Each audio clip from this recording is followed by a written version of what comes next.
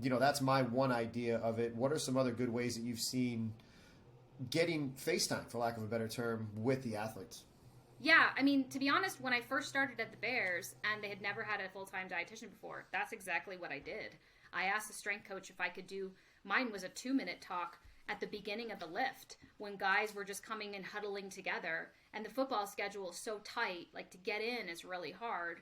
So I would just kind of get up on literally a soapbox and just kind of do a like tip of the day and, and really try to hit them hard with things that matter to them, like recovery or injury, recovering from injury, and just trying to almost do a sell job. Like if you have a supplement your agent sent you and you don't know if you should take it, come see me. And you kind of just try to build that bridge to how you can help them. And so those are really easy opportunities to engage your nutrition professional, for sure. Just give them a few minutes in front of the guys. Obviously, if you have a head coach that's bought in, to carve out some education time in front of them as well. And then really, honestly, the easiest way to an athlete's heart is through his mouth.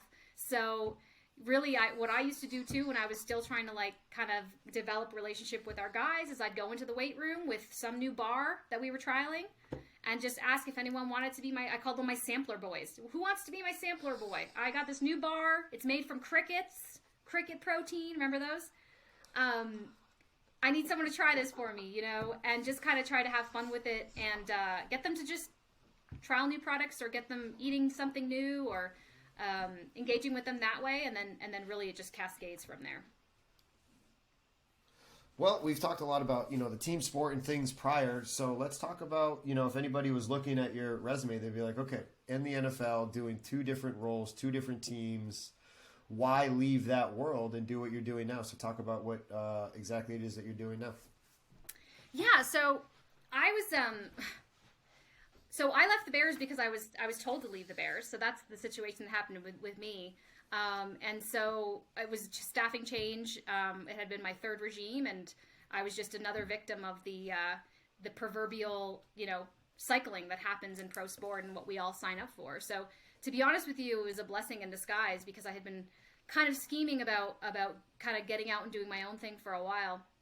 And so came back to Colorado, which is where I was, before we moved to Chicago, and really just tried to start to kind of develop my own way, and I loved working in football. It's literally been almost half my career between the Saints and the Bears, 9 years. But it definitely is an environment that kind of requires you to sell your soul. You're there all the time, 7 days a week, long hours, and I have a family, and it was just kind of one of those things where I'm like, I think I have enough knowledge and enough contacts right now where maybe I can choose how often I want to give that soul away. So it's kind of been a really fun experience, and actually getting back out and zoning out again out of the NFL world and getting back into some other sports has been really good and really refreshing to me. And being in this for so long and kind of having the connections and networks and the experience that I do, I'm also moving into kind of the training and mentoring piece in performance nutrition. So a colleague of mine, Dr. Dana Liss, who's a well-known researcher and dietitian, we've kind of started a group together called Performance Nutrition Professionals. We'll be launching our LLC in a couple weeks. And we're basically just trying to provide training, really good evidence-based training in performance nutrition, not only for dietitians, but for strength coaches, athletic trainers, through courses that are actually in person and live and affiliated with academic institutions. So like our first one's going to be in conjunction with University of Colorado, and to try to kind of bring back some of that academic learning that we all did when we were doing our undergrad but had no idea how to apply it, back to people who are like, we call it lab to life, like bringing back lab to life, but for people that are actually working in the field, So that's really exciting to me because I love teaching, and I really love nerding out on science. And so it's kind of an opportunity to do both in my world, like still service with some teams here, but then also really get into my passion project, which is educating and training and mentoring. So we're excited for that to launch. Yeah, you bring up a good point, because that's kind of, why we exist at Strength Coach Network, is trying to bridge the gap between real life and university setting, and why we have, the site in our fundamentals course, just to bridge that gap. And, for you and your colleague doing that with nutritionists, I think that's also huge because there has to also just be a massive gap between what you're taught as a RD or as a nutritionist and what actually happens because, it's not taught in our world how to relate to professional. Like, is that things that gets taught in your educational world too, or no? Is that stuff that you guys go over in your course, or?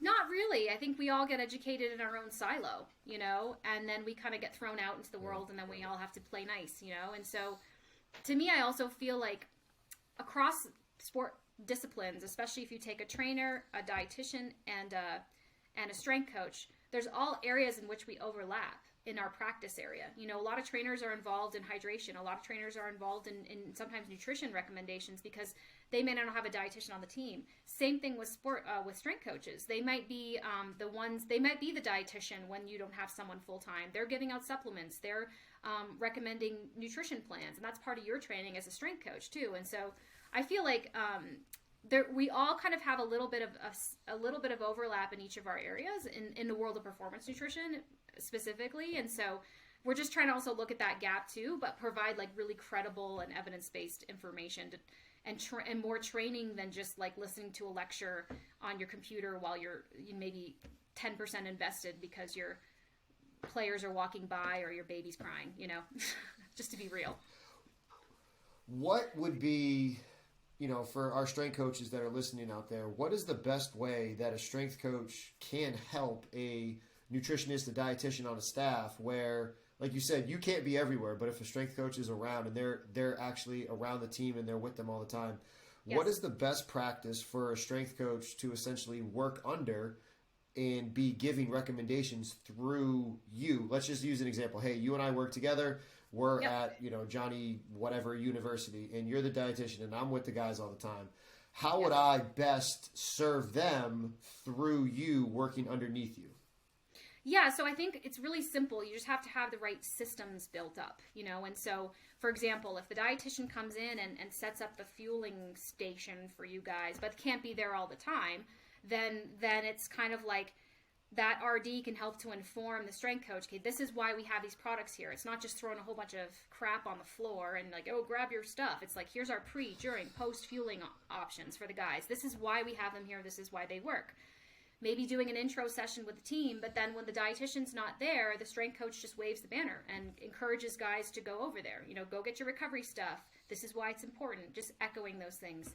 And then I think where it becomes really important is that there's an opportunity for the strength coach to just flag the clinical cases that need to be seen by somebody. So any sort of weight management probably needs to also have the support of a dietitian.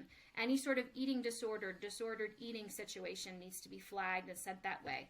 Even in some cases, like, we have to start to also appreciate that there's medical nutritional therapy for when they're injured. So like in the NFL, I had a whole list of different ailments, stress fractures, muscle tendon issues, muscle pulls, ACL repairs. There's an intervention for each of those nutritionally. And even if you don't even want to go down into the science of like feeding ligaments, just at a basic level, the guy is going to be out for 10 months with his ACL or MCL. Guess what? He's going to probably lose a lot of mass, and he might get really fat or he might get really skinny.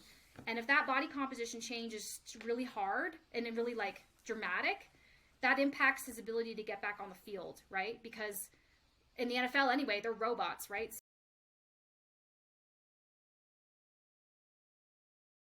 Congratulations on making it to the end of the video. Why don't you celebrate by watching more videos just like it? You can also help us on our quest to placate the algorithm gods by liking, sharing, subscribing, and commenting. Thank you.